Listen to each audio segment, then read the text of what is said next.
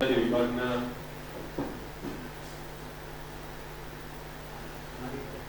વિભાગની મજાની વિદ્યાર્થીની બહેનો વનસ્પતિમાં અને લઘુમતીમાં પણ અલ્પ બને એવા મારા ભાઈઓ ત્રણ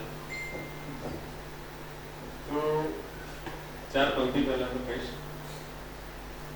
જે ભવનમાં બેઠો છું જે જગ્યાએ બેઠો કે મેં તારા નામનો ટવકો અહીં છાતીમાં મેં તારા નામનો ટવકો અહીં છાતીમાં રાખ્યો છે ઘુસાવા ત્યાં દીનો ટપકો હજી પાટીમાં વાત બ્લેકબોર્ડ પાટી યાદ આવી કે મેં તારા નામનો ટવકો અહીં છાતીમાં રાખ્યો છે ઘુસાવા ત્યાં દીનો ટપકો હજી પાટીમાં રાખ્યો છે મલક કઈ કેટલાક કુદ્યા બધાની ધૂળ ચોટી પણ હજી એ મારો ધબકારો મેં ગુજરાતીમાં રાખ્યો છે.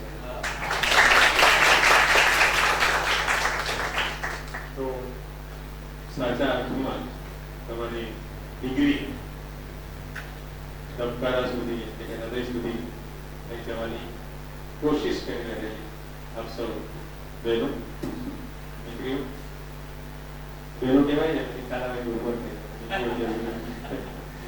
તો આજનો અવસર એ નહીં કે સાહિત્યકાર તરીકે મારી કાયમ આજ કેવડા રહે છે કે આપને તિલક કરવું जो शब्द आ चंदन कि आपने तिलक करूं जो शब्द आ चंदन बने आप मेरे अक्षरों जोड़ाए ने बंधन बने कि आप मेरे अक्षरों जोड़ाए ने बंधन बने ने उर्मियोનું થાય નિસ્યંદન અને ઝરણું બને ઉર્મિયોનું થાય નિસ્યંદન અને ઝરણું બને વિસ્તરે કંપન હૃદયનું આપનું સ્પંદન બને કે વિસ્તરે કંપન હૃદયનું આપનું સ્પંદન.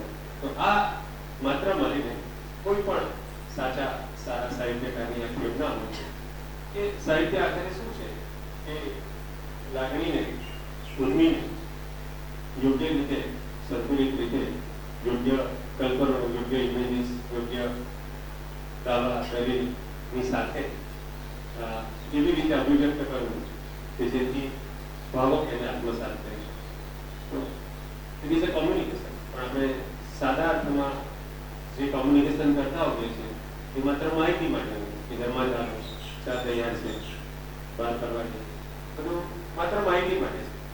પણ જ્યારે એ કોમ્યુનિકેશનમાં લાલિત્ય ઉમેરાય જ્યારે કોમ્યુનિકેશનમાં કોઈ મજાની વાત ઉમેરાય જ્યારે કોમ્યુનિકેશન ઉર્મિથી સગવડ હોય જ્યારે કોમ્યુનિકેશન વ્યંજનાથી સગવડ હોય ત્યારે એ સાહિત્યનું સ્વરૂપ ધારણ કરવું.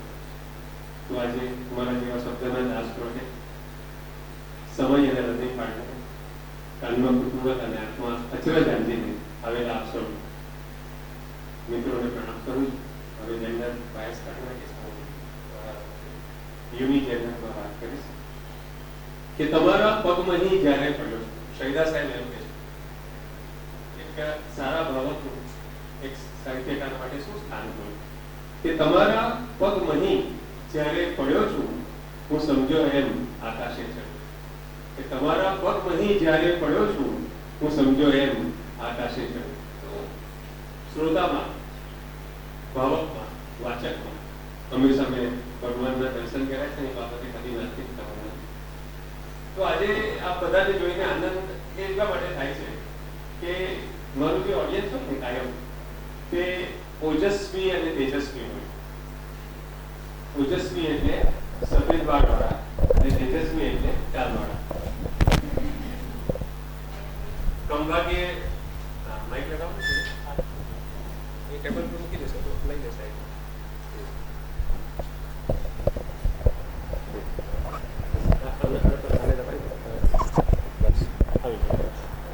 બરાબર છે ચાલશે ઓકે. તો મેં કહ્યું તેમ મારું જે ઓડિયન્સ છે એ હંમેશા ઓજસ્વી અને તેજસ્વી હોય છે. ઓજસ્વી એટલે સફેદ વાળવાળા, તેજસ્વી એટલે ટાલવાળા. એવરેજ ઉંમર ઓડિયન્સની અમારી 55-60 વર્ષની હોય ગુજરાતી ભાષામાં. આવા સમયે તમારા જેવા યુવાન જેની સરેરાશ ઉંમર 22 વર્ષની છે અને મારી અને મહેન્દ્રભાઈ ઉમેરો તો 27 થઈ જાય સરેરાશ, પણ આવું સરસ યુવાન ઓડિયન્સ છે તો એનો મને આનંદ છે. બાકી ગુજરાતમાં સાહિત્યિક કાર્યક્રમોમાં સ્થિતિ એવી છે, 4 પંક્તિમાં મેં વર્ણવવાની કોશિશ કરી છે. જો આ સંવાદ છે, હા, સાહેબે લખ્યું છે સર્જક સાથે સંવાદ, એટલે સંવાદ અને વાર્તાલાપમાં ફરક છે. એટલે વાર્તાલાપમાં એક જ માણસ બોલે, અને એક માણસ બોલે તો સાયન્સ એમ કહે છે, સાયકોલોજી, ન્યુરોલોજી એવું કહે છે કે 22મી મિનિટે સાંભળનારને બગાસ આવવાના શરૂ થાય. 7 તો થઈ ગઈ છે. એટલે આપણે દ્વિપક્ષી રાખવાનું, બરાબર. બહુ આમ જરૂરી નથી કે હું જ બોલું, તમે લોકો પણ વાતચીત, સંવાદ છે, વાતચીત કરવાની છે. તો જ્યાં સ્નાન કરવા ઉતર્યો બિલકુલ સૂકી નદી છે, 4 પંક્તિ છે મારી, સાંભળજો. ગુજરાતમાં કે ઇવન છેલ્લા થોડા વર્ષોથી જે દેશ અને દુનિયામાં પરિસ્થિતિ થઈ છે, તો દરેક માતૃભાષાની આ દશા થવા બેઠી છે. એટલે માતૃભાષા ગુજરાતી હોય કે બીજી કોઈ પણ માતૃભાષા, મરાઠી હોય, બંગાળી હોય, મારવાડી હોય, દરેકની આ સ્થિતિ છે.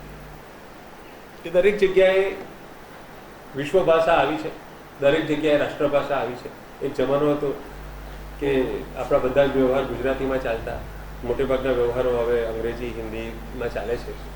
આપણે હોટલમાં પણ જઈએ, ભાવનગરની હોટલ હોય, આપણને ખબર હોય કે આપણે પણ ગુજરાતી છે, વેઇટર પણ ગુજરાતી છે, તો પણ આપણે એને એમ જ કહીએ છીએ કે 2 ગ્લાસ પાણી લાના, ટેબલ સાફ કરી લો, હિન્દીમાં જ વાત કરતા હોઈએ. એટલે માતૃભાષા શું કામ સાચવવી જોઈએ, પહેલો પ્રશ્ન એ થાય. અને કઈ રીતે સચવાય, બીજો પ્રશ્ન એ થાય. બરાબર. તો પહેલી વાત તો એ છે કે આપણે હંમેશા ઓપ્શન્સમાં વિચારતા હોઈએ છીએ કે ઇંગ્લિશ ઓર ગુજરાતી. જો ઇંગ્લિશ ભણીએ છીએ તો ગુજરાતીનું શું કામ, અને જો ગુજરાતી ભણીએ છીએ તો ઇંગ્લિશ નહીં આવડે આપણને, સ્વાભાવિક છે.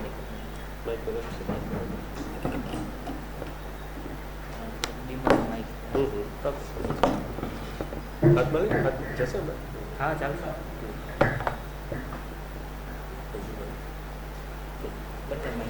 બસ બસ બસ બસ.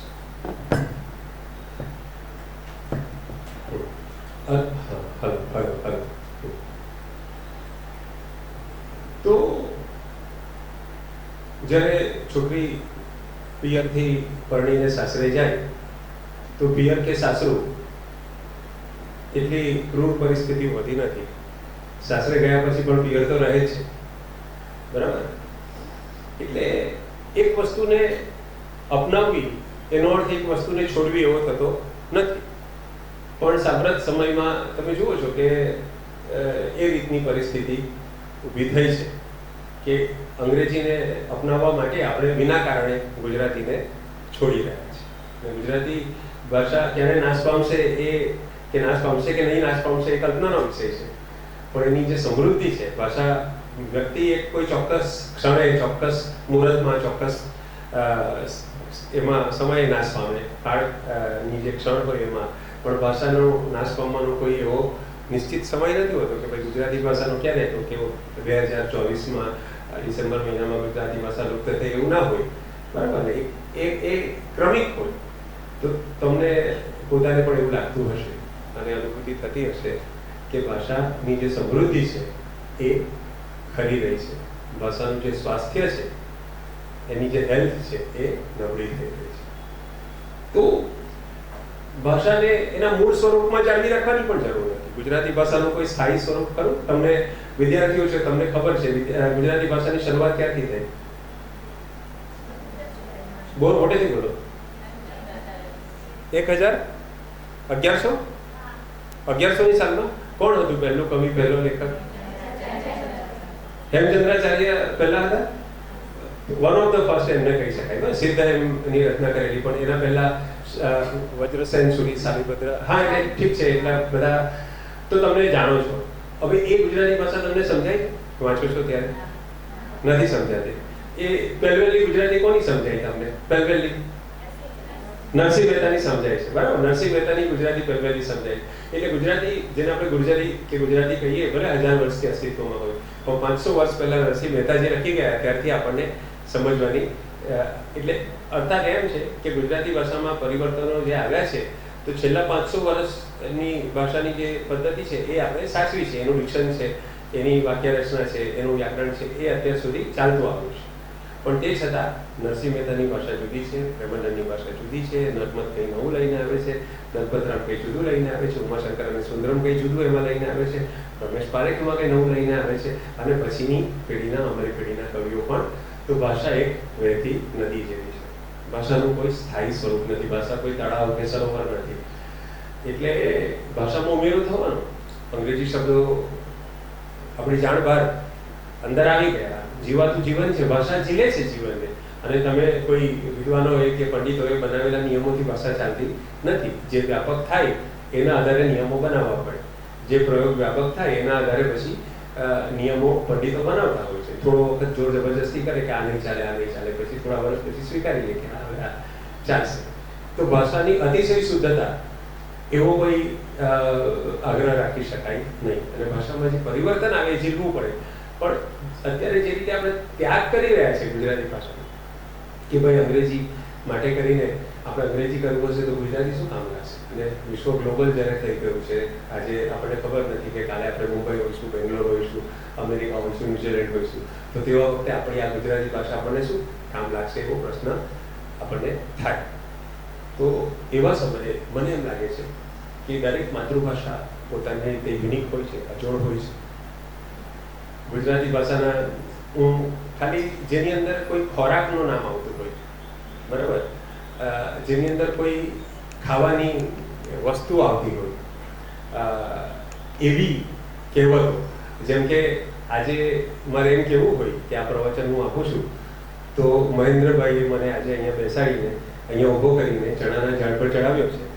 તો આ ચણા આવે, બરાબર, ચણાના ઝાડ એનો અર્થ શું થાય તમારે વિચાર કરવાનો. તો હું મોંમાં મગ નહીં ભરી રાખું, બરાબર, થોડા વટાણા મેળવવાનો પ્રયાસ કરીશ.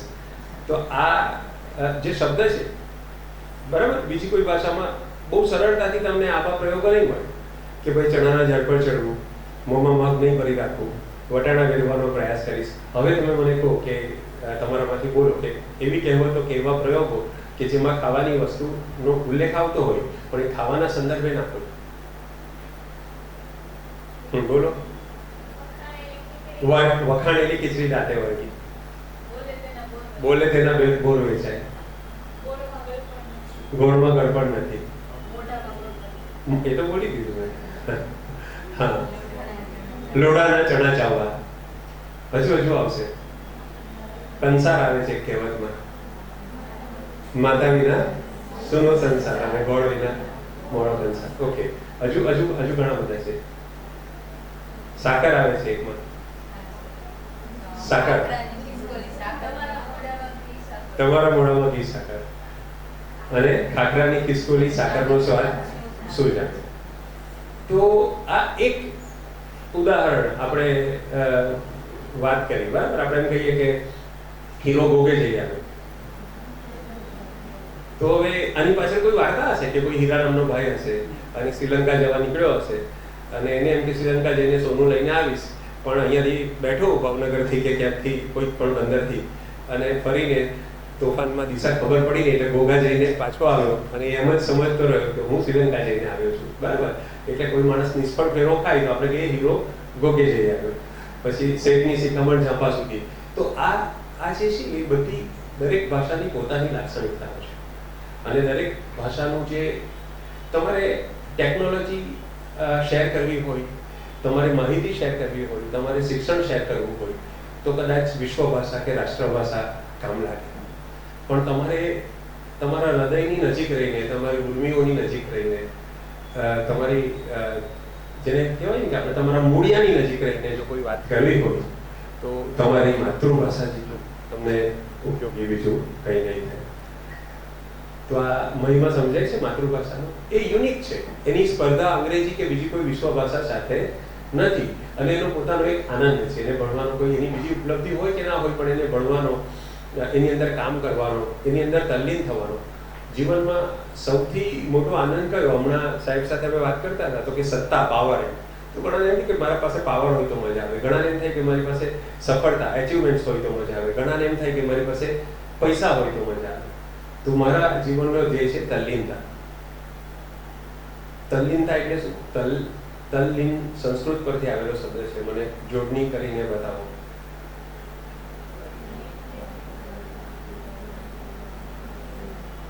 તદ તદ લીન, તેમાં લીન થવું. પંચમી બરાબર છે, અધિકરણ કેવું કંઈ કહેવાય, પાંચમી વિભક્તિ છે, તેમાં લીન થવું. તો કોઈ પણ વસ્તુમાં તમે લીન થઈ શકો, મગ્ન થઈ શકો. કોઈ પણ કામ જ્યારે તમે કરો અને અમુક કલાકો થઈ જાય, તમને ભૂખ ના લાગે, તમને તરસ નહીં લાગે, તમને બીજું કશું મોબાઈલ કે બીજું કશું યાદ ના આવે, અને તમે સંપૂર્ણપણે એને સમર્પિત થઈ જાઓ. બરાબર, તમારી કદાચ માથું દુખતું હોય કે તમને શરીરમાં કંઈ તકલીફ હોય, એ પણ તમે ભૂલી જાઓ. એટલી બધી મજા આવે, સમયનું ભાન ભૂલી જાઓ. એવું કામ તમને સાંભળે તો એમ કહી શકાય કે તમે તમારી ચિત્તવૃત્તિ છે એને શ્રેષ્ઠ રીતે એપ્લાય કરી રહ્યા છો. તમારા મગજની જેટલી ક્ષમતા છે એ ક્ષમતાને પૂરેપૂરી કોઈ કામમાં લાગુ પાડી રહ્યા છો, અને એના કારણે તમને જે આનંદ આવે છે એ મને લાગે છે જગતનો સર્વોત્તમ આનંદ છે. તમે ક્રિકેટ રમતા હો ત્યારે તમે એમાં તલ્લીન થઈ જાઓ, તમે ગરબા કરતા હો તો ગરબા કરતી વખતે ગરબામાં તલ્લીન થઈ જાઓ. તમને કોઈની પરવા નથી હોતી. તમે રસ્તામાં બહેનો બધી ચાલતી હોય તો 70 લોકો મને બધા જુએ છે, મારા વાળ સરખા છે કે નહીં, મારો ઓઢણી સરખી છે કે નહીં, બધી જાત જાતની ચિંતાઓ હોય. બરાબર, શરમાળ છોકરીને જુદી ચિંતા હોય ને દેખાવડી આકર્ષક છોકરીને જુદી ચિંતા હોય. બરાબર, બંનેને પણ પોતાની રીતની ચિંતાઓ હોય. પણ તમે જ્યારે ગરબા કરો છો ત્યારે એક સેકન્ડ માટે પણ એવો વિચાર નથી આવતો કે કોઈ મને જોઈ રહ્યું છે અને હું કેવી દેખાઉં છું. બરાબર છે, તો એને કહેવાય તલ્લીનતા. તો હંમેશા આપણે તલ્લીન ના હોઈએ તો શું કરીએ? તલ્લીન ના હોઈએ તો કંઈક બીજા વિચારો આવે, બીજાને પ્રભાવિત કરવાની કોશિશ કરીએ, ભૂતકાળને યાદ કરીએ, ભવિષ્યકાળને યાદ કરીએ, ભૂતકાળની કડવી સ્મૃતિઓ યાદ આવે, ભવિષ્યની ચિંતાઓ યાદ આવે. પણ જ્યારે તમે તલ્લીન હો તો એક જાતની એ સાધના થઈ જાય. બરાબર, તો ગુજરાતી ભાષાની અંદર અથવા કોઈ પણ એવા શિક્ષણના વિષયની અંદર એટલું આકર્ષણ છે કે તમે એમાં તલ્લીન થઈ શકો, તમે એમાં તમારો સમય સારી રીતે પસાર કરી શકો અને તમને એક સાર્થકતાની લાગણી થાય. તો આ વાત કરી મેં ભાષા વિશે. તમને કોઈ પ્રશ્નો પૂછવા હોય તો આપણે પ્રશ્નો દ્વારા આગળ વધીએ. થોડાક પ્રશ્નો મને સાહેબે આપ્યા છે, થોડાક પ્રશ્નો મને તમારા તરફથી લાઈવ જીવંત જોઈશે, અને હું મને લાગે છે તમને બધાને મારો થોડોક પરિચય હશે. હાસ્યકાર તરીકે તમે દિવ્ય ભાસ્કરની મારી કોલમ કદાચ વાંચતા હશો, કદાચ તમે મને ગઝલકાર તરીકે ક્યાંક ને ક્યાંક જોયો હશે, ક્યારેક કોઈ કે સાહિત્ય સંગીતના કાર્યક્રમોના સંચાલક તરીકે તમે મને જોયો હશે. અત્યારે સાહેબે વાત કરી એમ ટૂંકી વાર્તા હું લખું છું. તમારી જ કોલેજમાં એકવાર ઓનલાઈન મેં લોકપ્રિયતા અને સાહિત્ય વિશે પ્રવચન આપેલું. તો આ બધા મારા ગાલિબનું મેં ગુજરાતી ટ્રાન્સલેશન કર્યું છે. ગાલિબનામાં મરીઝની મેં જીવન કથા લખી છે, મરીઝ અસ્તિત્વ અને વ્યક્તિત્વ. તો આ બધો એરિયા છે કે જેમાં હું થોડી ઘણી વાત કરી શકું. હું મારી તૈયારી કરીને આવેલો છું, પણ એક વક્તવ્યનો એવો નિયમ છે કે તૈયારી પૂરેપૂરી કરીને આવું અને તૈયારીના આધારે ચાલવું નહીં. કેમ કે હંમેશા જીવનમાં તમે જેટલા એલર્ટ રહો ને, તૈયારી જરૂરી છે, પણ એલર્ટનેસ એનાથી વધારે, માઇન્ડફુલનેસ એનાથી વધારે જરૂરી છે. તમે જે જગ્યાએ પર છો તે જગ્યાએ શું કામ બેઠા છો અને ત્યાં આજુબાજુ પરિસ્થિતિ શું છે એના વિશે માઇન્ડફુલ રહેવું, એના વિશે સભાન રહેવું, એના વિશે જાગૃત રહેવું, એ સૌથી જાગૃતિ જીવનમાં સૌથી મોટી વસ્તુ છે. જાગૃતિ ના રહે આપણી, ધારો કે તમે પરીક્ષા આપી રહ્યા છો જીપીએસસીની કે કોઈ પણ સવાલ વાંચો છો, એ સવાલની અંદર જે ટ્વિસ્ટ છે કે સવાલની અંદર જે કેચ છે એ ત્યારે જ ખબર પડશે કે જ્યારે તમે જાગૃત હો. તમે ઉજાગરા કરીને પરીક્ષા આપવા જાઓ, એસિડિટી થઈ જાય ને મગજની સ્થિતિ સારી ના હોય ને ભૂખ લાગે ને વોમિટ જેવું લાગતું હોય ને ત્યારે સવાલમાં સમજ જ નહીં પડે કે શું પૂછવા માંગે છે. એટલે જીવનમાં એલર્ટનેસનું મહત્વ તૈયારી કરતાં વધારે છે. પરીક્ષાઓની પણ તૈયારી કરતાં જાગૃત રહીને, પ્રસન્ન રહીને તમે જ્યારે લખશો ત્યારે તમારી સર્જકતા વધારે સારી રીતે બહાર આવશે. તો આપણે સાહિત્ય પર લિમિટેડ રહીએ, હું સાયકોલોજી તરફ થોડો વધારે જઈ રહ્યો છું. કોઈ પ્રશ્ન પૂછશે કે હું મારી રીતે ચાલુ રાખું? તો ઘણા મને સર એક સવાલ પૂછ્યો છે કે વ્યવસાય અને શોખનો પરસ્પર સંબંધ શું છે? તો મારો વ્યવસાય છે તબીબ તરીકેનો અને મારો શોખ છે સાહિત્યનો. નસીબ સંજોગે બંનેમાં કોમન છે માનવી અને જીવન. બંનેમાં મારે જે દરકાર કરવાની છે તે માણસની કરવાની છે, મારે જેને અભિવ્યક્ત કરવાનું છે એ જીવનને કરવા, અથવા મારે જેની ખેવના કરવાની છે કે જેનો બચાવ કરવાનો છે તે છે જીવંતતાનો. એટલે બે એકબીજા સાથે આમ તો રિલેટેડ છે. નીતા ભાસ્કરનો એક શેર યાદ આવે. મેં કેટલી કારકિર્દી બદલી એની જો વાત કરું તો શરૂઆતમાં હું પીડિયાટ્રિશિયન તરીકે કામ કર્યું 1993થી લઈને 2005-6ની સાલ સુધી. પછી મને થયું કે બીમાર બાળકોને તપાસવા તો ઘણા બધા કામ કરે છે, પણ બાળકોનું મનોવૈજ્ઞાનિક તપાસ કોઈ કરતું નથી. એટલે બાળકોને ગાઈડન્સ આપવું, શાળાના બાળકોને ગાઈડન્સ આપવું, વાલીઓને ગાઈડન્સ આપવું, એ લોકોની સમસ્યાઓને ઉકેલવી. તો 7 વર્ષ સુધી મેં એ કામ કર્યું. ત્યારબાદ મને સાહિત્યમાં રસ પડ્યો. સાહિત્યમાં પણ સૌથી પહેલાં ગઝલ, ત્યારબાદ મેં નાટકો લખ્યા, 18 જેટલા નાટકો લખ્યા. એના વિશે મને દલપતરામની એક કવિતા યાદ આવે. મેં અમારા 18 નાટકો વિશે કે સાંભળી શિયાળ બોલ્યું રાખે દલપતરામ, અન્યને તો એક વાકું આપનો આધાર છે. અને પછી મેં વાર્તાઓ લખવાની શરૂ કરી અને એક નવલકથા લખી, લવ યુ લાવણ્ય નામથી. એક વાર્તા સંગ્રહ મારો આવ્યો, દુઃખી કોરોના. તો ફિક્શનમાં છે, કવિતામાં થોડું કામ છે. તો આટલા દર 7 વર્ષે કંઈક ને કંઈક લગભગ મેં બદલ્યું છે. એટલે મને નિત્યા ફાઝલીનો શેર યાદ આવે કે હર આદમી में होते हैं 10-20 आदमी, हर आदमी में होते हैं 10-20 आदमी, जिसको भी देखना हो कई बार देखना, जिसको भी देखना हो. માણસ એક પ્રાણી હોય, તમે 5 વર્ષ પછી ગાયને જુઓ કે ઘોડાને જુઓ તો એવો ને એવો જ હોય, એમાં કંઈ કોઈ ફરક ના પડે. એને કંઈ ઉંમરની નિશાની પણ આપણને એને જોઈને અનુમાન ના લગાવી શકીએ. જ્યારે તમને હું 5 વર્ષ પછી મળીશ તો તમે જુદા જશો, અથવા તમને હું 5 વર્ષ પહેલાં મળ્યો હોત તો આજે તમે બિલકુલ એનાથી જુદા છો.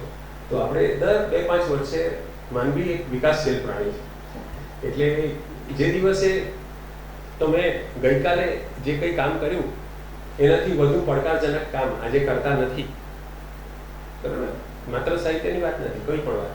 રોટલી બનાવો છો કે રસોઈ દાળ-ભાત બનાવો છો કે કંઈ પણ કરો છો, ગઈકાલે જે કામ કર્યું છે આજે એના કરતાં જો સહેલું કામ શોધો છો અને પડકારજનક કામ આવે તો એનાથી ડરો છો અથવા એનાથી દૂર ભાગો છો, તો એનો મતલબ એમ છે કે તમે વિકાસની તક ગુમાવો છો. ખ્યાલ આવે છે મારી વાત? વિકાસ ત્યારે જ થાય કે જ્યારે ગઈકાલ કરતાં આજનું કામ તમારું ભારે હોય, આજના કામ કરતાં આવતીકાલનું કામ ભારે હોય, ત્યારે જ વિકાસ થાય. વિકાસ વિશે બોલવાનું કામ રાજકારણીઓનું છે. સવાલ પૂછો, ભાઈ, ક્વેશ્ચન્સ. વાર્તાલાપ કરવાનો ને આપણે, કંઈ પણ પૂછો. એમાં કંઈ ફિલ્મો વિશે પૂછશો તો પણ હું જવાબ આપીશ. હા, બોલો.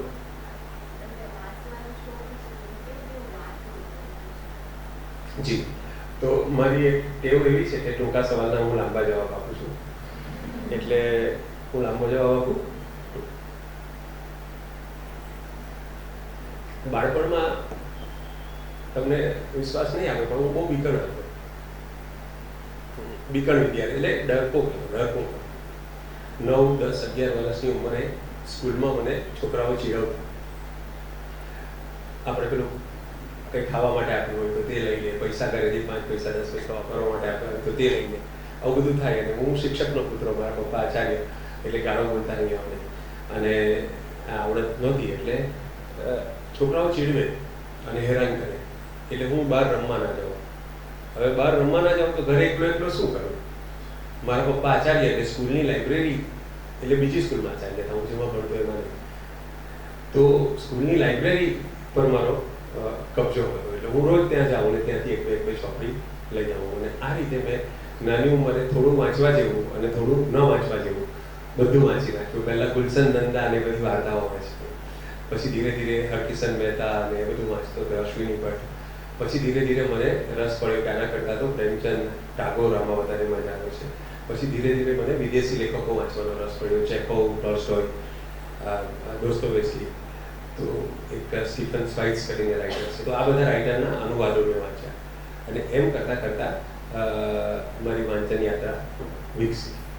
પણ મને જો સાહિત્યમાં રસ પડ્યો હોય એની એક ક્ષણ મને યાદ છે. આમ તો છે ને આવી રીતે કોઝ એન્ડ ઇફેક્ટ જેવું જીવનમાં કંઈ હોતું નથી કે આમ થયું એટલે આમ થયું, એવું કંઈ હોતું નથી. પણ જો મારે જોડવાનું હોય કે ભાઈ સાહિત્યમાં રસ કયા દિવસે પડ્યો, તો મને એક દિવસ યાદ આવે છે. એની વાત તમારા સાથે કરું. સાહેબ, મારો ગુજરાતી 6થા ધોરણમાં ગુજરાતીનો પીરિયડ હતો અને અમારા જે ગુજરાતીના શિક્ષક છે બહુ નબળા હતા.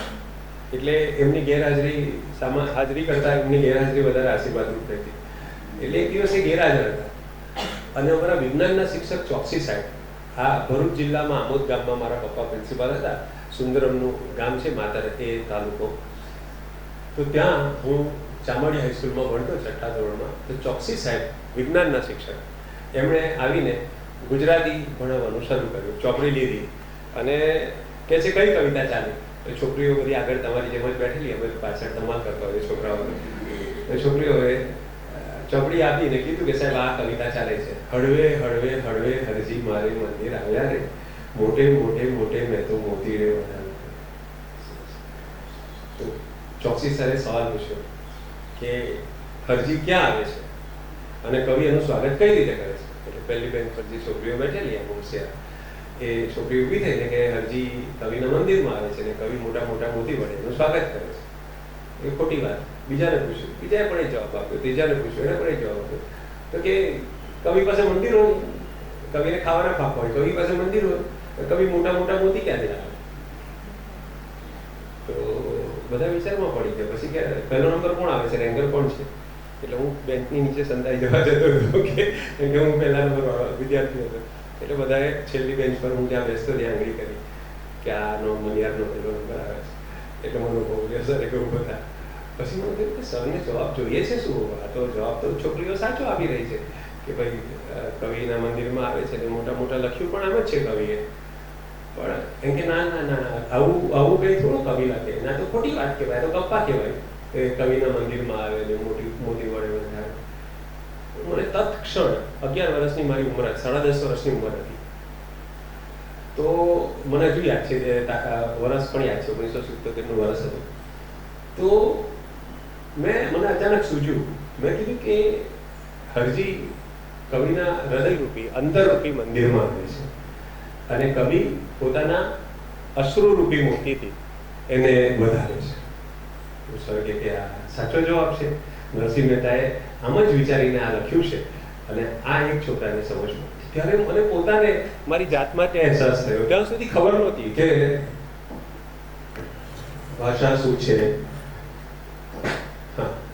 ભાષાની સમૃદ્ધિ શું છે, વ્યંજના, લક્ષણા, અભિધા બધું શું છે, એવી સમજ નહોતી. પણ એ દિવસે અચાનક મને ખ્યાલ આવ્યો અને એ પછી મારા હાથમાં કલાપીનો કેકાર એવો કાવ્ય સંગ્રહ આવ્યો. કંઈ સમજ તો પડતી ને, એમાંથી 2 કવિતાઓ આવડતી હતી, જે પોસ્તું તે મારતું એક ક્રમ દિશે છે કુદરતી અને જ્યાં જ્યાં નજર મારી ફરી. પણ મારી સ્મૃતિ બહુ સતેજ, એટલે એની અનુક્રમણિકા વાંચેલી, પાના ફેરવેલા. પછી મને નિબંધ પૂછાયો પરીક્ષામાં 7મા ધોરણમાં કે મારો પ્રિય કવિ. એટલે કલાપીની 4 કવિતા ગ્રામ માતા વાંચેલી, 4 કવિતા મેં વાંચેલી ત્યારે, અને તે પંખીની ઉપર પત્રો, 4 કવિતા આવડતી હતી. પણ મને લાગ્યું કે મારો પ્રિય કવિ તો કલાપી છે. મેં એ આખો નિબંધ એવી રીતે લખ્યો કે કલાપીના લગભગ 50 કાવ્યોના શીર્ષક એમાં આવી જાય અને એ વાક્યમાં ગોઠવીને આવી જાય. બરાબર?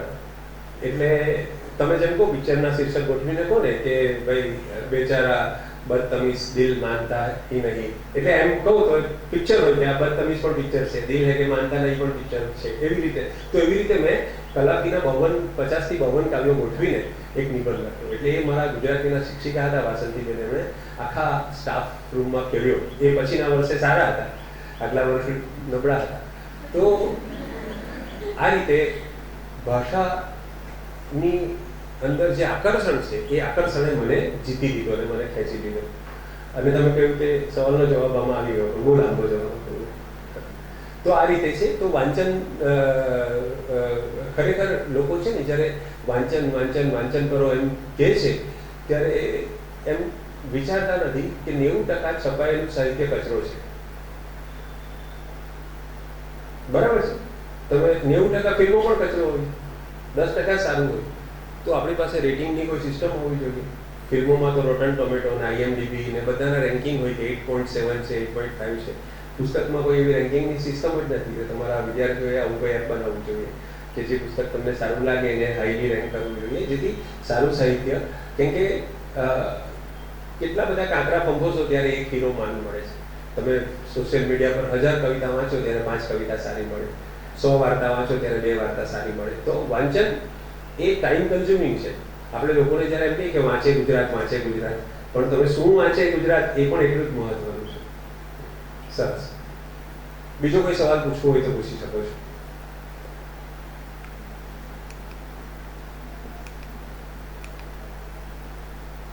સાહિત્ય અને મનોરંજન, લોકપ્રિય સાહિત્યના લક્ષણો વિશે ગઈ વખતે મેં વાત કરેલી, તમારામાંથી મોટાભાગનાએ સાંભળી હશે. તો મારું, આમાં દરેક વ્યક્તિનો અલગ અલગ ઝોન હોય, દરેક વ્યક્તિનો અલગ અલગ ફિલ્ડ હોય.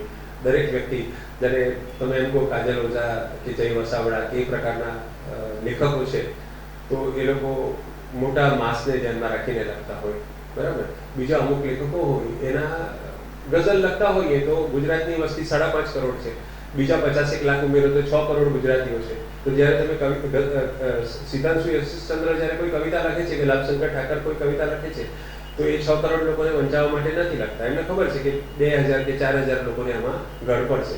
જ્યારે અમે ગઝલ લખીએ છીએ તમને ખબર છે કે 20,000 લોકો દુનિયાભરમાં એવા છે, મેક્સિમમ 20,000. આ તો હાઈએસ્ટ પોસિબલ નંબર હું કહું છું કે આ ગઝલ વાંચશે, એનાથી વધારે લોકો વાંચવાના નથી. કાજલબેન કે જય વસાવડાએ એક આર્ટિકલ લખી તો એમને ખબર હોય કે 1.5 લાખ 2 લાખ. સાબુદ્દીનભાઈ જ્યારે કોઈ કાર્યક્રમ કરે કે સાંઈરામ દવે કોઈ કાર્યક્રમ કરે તો એને ખબર હોય કે 5 લાખ 10 લાખ લોકો આ જોશે. કિંજલ દવે જ્યારે કંઈ ગીત ગાય ગુજરાતી અને ગીતા રબારી કોઈ ગીત ગાય તો એને ખબર હોય કે 20-25 લાખ લોકો આ જોશે.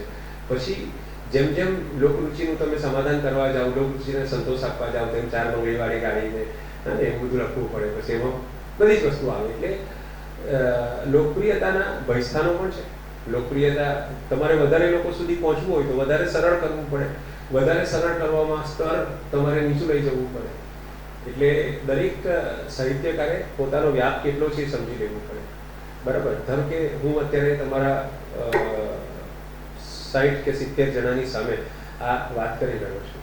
હવે હું વાત એ રીતે કરું કે 12 જણાને સમજ પડે અને લગભગ 58 જણાને ન સમજ પડે, તો એ મારી નિષ્ફળતા એટલા માટે કહેવાય કે મારી કોશિશ એ હોવી જોઈએ કે જો આ વિદ્યાર્થીઓ છે, આર્ટ્સના જ વિદ્યાર્થીઓ છે, થોડો પ્રવેશ એ લોકોએ કરેલો છે આર્ટ્સમાં, થોડી સમજ પડે છે, તો મારી એવી ફરજ છે કે કમસે કમ મેક્સિમમ લોકોને સાથે લઈને છે.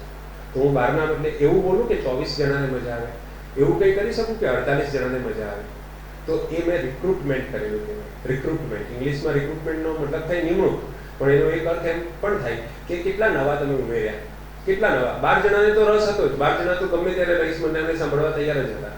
પણ મેં કશું એવું કહ્યું કે 24 જણા સાંભળે છે કે 36 જણા સાંભળે છે, 70 તો નહીં જ સાંભળે. તો તમે તમારા ગિવન ફિલ્ડમાં વધારે લોકો સુધી પહોંચી શકાય તમારા સ્તર સાથે સમાધાન કર્યા વગર, તો એને હું એમ સમજુ છું કે સાહિત્ય માત્ર મનોરંજન માટે નથી, પણ મનોરંજન સાહિત્યનું દુશ્મન નથી. એક શબ્દ છે પ્રાસાદિકતા. પ્રસાદ શબ્દ તમને બધાને ખબર છે, બરાબર. પ્રસાદ એટલે આપણે તો મંદિરમાં પ્રસાદ મળે એને પ્રસાદ કહેતા હોઈએ છીએ, પણ એનો સાચો અર્થ શું છે? પ્રાસાદિકતા એટલે કે એમાંથી મળતો આનંદ, શુદ્ધ સાત્વિક આનંદ. તો સાહિત્ય આનંદનો દુશ્મન નથી. સાહિત્ય ભારેખમ હોય એ જરૂરી નથી, ઉલટું એમાં રસ હોવા જરૂરી છે. જ્યારે હું ટૂંકી વાર્તા લખું છું, સાહેબ તો બહુ પોતે એક સજ્જ ગુજરાતી ભાષાના ટોચના આ પેઢીના વાર્તાકાર છે. તો વાર્તાકાર તરીકે જ્યારે હું વાર્તા લખું છું ત્યારે હું શું ધ્યાન રાખું છું એની થોડી વાત કરું તમને. હું એમ સમજુ છું કે મારું કાગળ જે છે એ એક મંચ છે અને મારો વાચક છે એ એની ધાર ઉપર બેઠેલું એક એમ્ફી થિયેટરમાં પેલા જેમ ચોમેર બેસે ને એમ બેઠેલું ઓડિયન્સ છે. અને હું જે અક્ષરો લખું છું એ અક્ષરો જીવતા થાય અને અભિનય કરવા માટે તો જ વાચક તલ્લીન થઈ શકશે. હું જે અક્ષરો લખું છું એ અક્ષરો જો અક્ષરો જ રહેશે, એ શબ્દો જો શબ્દો જ રહેશે, એ વાક્યો જો વાક્યો જ રહેશે, તો ભાવકનું ધ્યાન હટી જશે. પણ હું જે કંઈ લખું છું એમાંથી જો જીવન ઉત્પન્ન થશે, હું જે વર્ણન કરું છું એમાંથી જો જીવન ઉત્પન્ન થશે, ભાવકના મનમાં ચિત્ર ખડું થશે અને એ ચિત્ર સતત ચાલશે, તો એ એક બીજી કક્ષા પર પહોંચી જશે. તો ભાવકની તલ્લીનતા પૂરેપૂરી રહેશે, એનું કોન્સન્ટ્રેશન પૂરેપૂરું રહેશે. તો મારી કોશિશ એ હોય કે હું મારા વાક્યોમાં, મારી ભાષામાં જીવન રેડું, એને લાઇવલી બનાવું. કંઈ પણ વસ્તુ કઈ રીતે લાઇવલી બને? ધારો કે મારે એક શબ્દ એમ લખવું હોય કે ભાઈ એના મનમાં કન્ફ્યુઝન હતું, દ્વિધા હતી, મનમાં મનોમંથન ચાલી રહ્યું હતું, હું આવું લખું ને એના બદલે હું એમ લખું કે એનું મન ડામાડોળ હતું. તો એ ડામાડોળ શબ્દ મનોમંથન શબ્દ કરતાં વધારે સારું છે. હું એમ કહું કે એનું મન અકળ પ્રકારની મનોવ્યથા અનુભવી રહ્યું હતું, એમ લખું. એના કરતાં હું એમ લખું કે એનું મન વલોવાઈ રહ્યું હતું. તો એ વલોવાઈ રહ્યુંની અસર ઓછી થાય કે વધારે થાય? વધારે થાય. જ્યારે કોઈ એમ સમજો પરિસ્થિતિ કહું છું કે હીરો છે, પુરુષ છે, અને અમેરિકાથી એની જૂની પ્રેમિકા આવી છે અને એ મળવા બોલાવે છે એને, અને એ વિચારે છે કે હું જાઉં કે ના જાઉં, જાઉં કે ના જાઉં. બરાબર. હવે આને તમારે વર્ણન કરવાનું છે. તો તમે એમ લખો કે ભાઈ તુમુલ, એના મનમાં તુમુલ વિચારોનું ઘર્ષણ ચાલી રહ્યું હતું, આ કરું કે ન કરું. એના બદલે એની પત્ની ત્યાં આવે અને ચા મૂકી છે, અરે આ ચા ઠરી ગઈ, શું વિચારમાં છો? હવે આ ચા ઠરી ગઈ, શું વિચારમાં છો એમ કહો એટલે ખ્યાલ આવી જાય કે પેલો માણસ કશાકના વિચારમાં છે. તો આ પરિસ્થિતિમાં જીવન છે. કેમ કે આપણે બધાએ આ જોઈ છે કે કોઈ માણસ ચા લઈને, ગરમ ચા લઈને બેઠો હોય પણ વિચારમાં પડી જાય તો ચા ઠરી જાય. બરાબર ને? તો ધારો કે તમે ટ્રેકિંગ પર ગયા અને કોઈ તમને પૂછે કે ટ્રેકિંગ કેવું હતું, તો કે મારા પગની શક્તિની અપેક્ષાએ ચઢાણ બહુ કઠિન હતું. તો આ જે વિદ્વાન હશે એ તો સમજી જશે, પણ સામાન્ય માણસને આમાં સમજ ના પડે. બરાબર? કે મારા પગની શક્તિની અપેક્ષાએ ચઢાણ છે એ થોડું કઠિન હતું, એમાં જલ્દી સમજ ના પડે. પણ જો એમ લખ્યું હોય કે યાર ટાંટિયાની કડી થઈ ગઈ, જવા દો ને, અમને બહુ શોખ ડુંગરા ચડવાના, તો એ કોઈને પણ તરત સમજાય જાય. તો સાહિત્યને જીવંત કઈ રીતે બનાવવું, એની અંદર જીવન કઈ રીતે નાખવું? શબ્દો આખરે તો પ્રતિનિધિ, ભાષા એ સાહિત્ય નથી. શબ્દકોશ આવડે એનાથી સાહિત્ય નથી આવડતું. જીવનની તમારી સમજ કેટલી છે? શબ્દ ભંડોળ હોવું જરૂરી છે, પણ શબ્દ ભંડોળમાં શબ્દનો વિવેક વધારે મહત્વનો છે.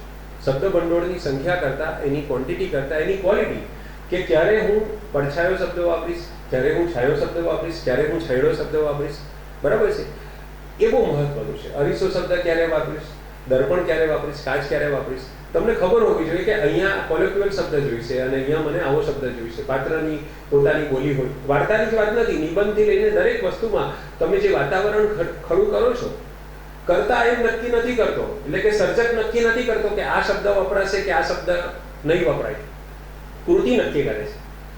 કૃતિનું તમે જે સ્ટ્રક્ચર નક્કી કર્યું છે કે આ કવિતા, તો એ કવિતા પોતે નક્કી કરે છે કે એમાં આ શબ્દ ચાલશે કે નહીં, એમાં કલ્પના ચાલશે કે નહીં, એમાં પ્રસંગ ચાલશે કે નહીં. બરાબર છે? એટલે આપણે શબ્દકોશ લઈને બેસીએ અને ભારે ભારે શબ્દો એકઠા કરીએ અને ભેગા કરીએ તો એમ કરવાથી કવિતા બનતી નથી. બરાબર? શબ્દકોશ તો મારા હિસાબે સાહિત્યકારનો દુશ્મન છે.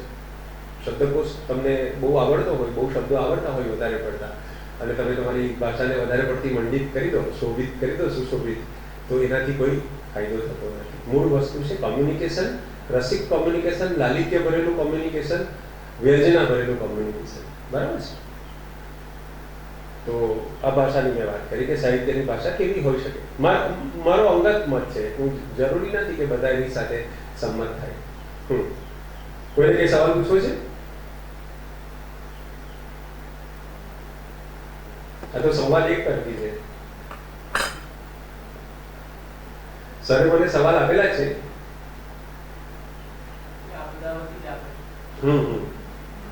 પણ છતાં અત્યારે લાઈવ વાતમાંથી તમને કંઈક સ્ફૂર્તું હશે ને, જેટલું તમે જોડાવાની કોશિશ કરશો ને કે ભાઈ તો હું તમારી વધારે નજીક આવી શકીશ, તમારા મનમાં જે ચાલે છે એની વધારે નજીક આવી શકીશ. તમે એમાં સંકોચ નહીં રાખો. હું તમારા કરતા નબળો વિદ્યાર્થી એ રીતે છું કે હું 12મા સુધી જ ગુજરાતી ભણેલો છું. બરાબર? પછી મને ગુજરાતી ભણવાની તક નથી મળી. તમે મારા કરતા 4 થી 5 વર્ષ વધારે ગુજરાતી ભણેલા છો. હા, બોલ બેટા, નામ કે તારું? અંકિતા. તારું નામ? બીજો કોને સવાલ પૂછ્યો? ભૂમિ. હા, બોલો અંકિતા.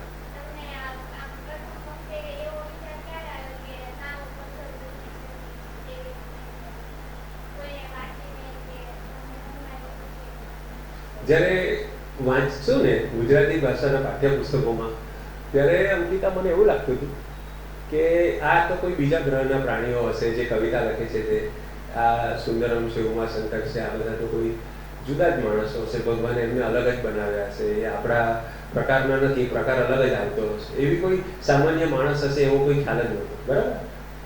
અને પહેલું અમે છે, હું મારો જન્મ વલસાડ જિલ્લાના કિલ્લા પારડી ગામમાં થયો અને વેકેશનમાં અમે ત્યાં ખાસ જતા. તો ત્યાં કવ્વાલી નામનો એક પ્રકાર છે. આપણે જેમ ભજન હોય ને, ભજન સંધ્યા થાય, ડાયરો થાય, એમ કવ્વાલી થાય. તો એ કવ્વાલીના પ્રોગ્રામમાં શરૂઆતમાં એક બે ધાર્મિક રચનાઓ ગાઈ, પછી તો ગઝલ જ ગાઈ.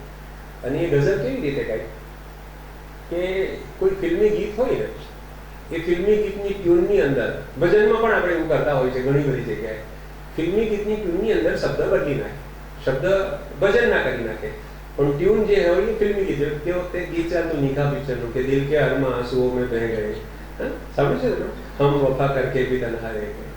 તો એ કાર્યક્રમમાં એ ગીત એ જ ટ્યુનમાં બીજી કોઈ ગઝલ ગાઈ પેલાએ. પછી એક બીજી છે, તમે સાંભળ્યું, આપકી નજરોને સમજા પ્યાર કે કાબિલ મુझे, સાંભળ્યું છે ગીત? હા. તો આ ગીતના ટ્યુન પર કોઈ રચના થઈ. તો મને એમ થયું કે આ કેવું મારું અચરજ કે ગીતનો ટ્યુન એની એ છે ને શબ્દ બદલી નાખ્યા. તો આ કોઈકે કર્યું હશે ને. એટલે હું મારા પપ્પા સાથે એ કલાકારની પાસે છેલ્લે ગયો. મેં કીધું કે આ તમે કેવી રીતે કર્યું? તો કે અમારા શાયર છે, એ શાયર અમને આવું લખી આપે. પણ મેં કહું બેઠા બેઠું આમાં કેવી રીતે આવે? तो ये भाई एमनी रीते जवाब है क्योंकि उसका एक वजन होता है, उसकी एक बहर होती है. तो उसके अंदर अगर आप लिखो तो कोई भी गाना उसकी ट्यून में गा सकते. એટલે ઘરે આવીને મેં માથાકૂટ ચાલુ કરી દીધી. મેં મારા પપ્પાને કીધું કે આ કાવ્ય પ્રકાર શું છે? મારા પપ્પાએ મને કીધું કે આને ગઝલ કહેવાય. એટલે પછી મને આના એટલે છંદ વસ્તુ શું છે, પછી તો છંદનો પણ અભ્યાસ કર્યો. મારી લાઇબ્રેરીમાં બૃહદ પિંગળ નામનું પુસ્તક હતું રામનારાયણ વિશ્વનાથ પાઠકનું. તો એ નાની ઉંમરથી મારા હાથમાં આવી ગયું, અને આજ સુધી મારા કરતાં એ પુસ્તક 10 ફૂટ કરતાં વધારે દૂર જવા નથી દેતો હું એ બૃહદ પિંગળને.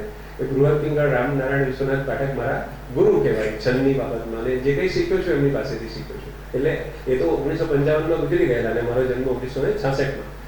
તો ત્યારથી આ મારો છંદનો અભ્યાસ ચાલુ થયો. જાતે કોઈ પણ ગુરુ વગર દરેક ફિલ્મી ગીતના છંદ શોધવાની શરૂઆત કરી. જૂના ફિલ્મી ગીતોની મજા એ હતી. અત્યારે તો હની સિંહ ને મીકા સિંહ ને બધું આવી ગયું, પણ અમારા વખતના જે ગીતો હતા, જૂના ગીતો, એની મજા એ હતી કે સાહિત્યકારો સાહિલ લુધિયાનવી, શકીલ બદાયુની, મજરૂ સુલતાનપુરી, હસરત જયપુરી, શૈલેન્દ્ર, બધા પોતે કવિ પણ ખરા અને ગીતકાર પણ ખરા. તો ફિલ્મી ગીતોની અંદર હું છંદ શોધતો અને પછી કોશિશ કરતો કે આ ગીત છે, આ રાગમાં બીજું કયું ગાઈ શકાય, આ રાગમાં બીજું કયું ગાઈ શકાય. એટલે સમય ઓછો છે એટલે એક્ઝામ્પલથી વાત નથી કરતો, પણ એક જ આપી દઉં કે ધારો કે સજન રે જૂઠ મત બોલો ગીત સાંભળ્યું છે તમે બધાએ કે સજન રે જૂઠ મત બોલો, ખુદા કે પાસ જાના હૈ, ન હાથી હૈ ન ઘોડા હૈ, વહાં પેદલ ही जाना है. ट्यून कोઈને યાદ છે? હા, ઉભી છે ને. હા, આપણા ભૂમિ ગાને એક લાઈન ગાઓ. હા કઈ નહીં.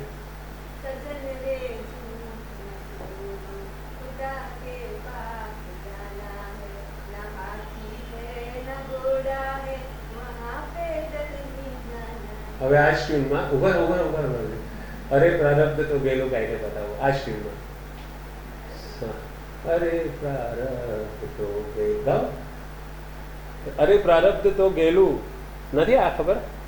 અચ્છા, નથી ખબર. મુझे तेरी मोहब्बत का सहारा मिल गया होता. આ લાઈન ખાલી ગાઈ બતાવો આની અંદર, આ ટ્યુનમાં.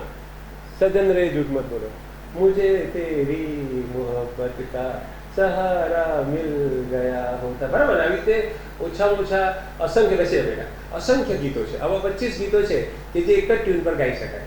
બરાબર. આવી રીતે તમે એક, એટલે મને ખબર પડી ગઈ કે હવે આમાં શું છે. તો કે લગા ગા ગા, લગા ગા ગા, લગા ગા ગા, લગા ગા ગા, અરે પ્રારબ્ધ તો ગેલું, રહે જે દૂર માંગે તો, ન માંગે દોડ તું આવે, ન વિશ્વાસે કદી રહેજે. હવે એટલા બધા ગીતો છે ઓછામાં ઓછા 50 ગીતો આ છંદ પર હશે. બરાબર. તુમ્હારી ખૂબસૂરત યાદ નથી આવતું. ઓકે. તો આ રીતે છંદનો મને પરિચય થયો.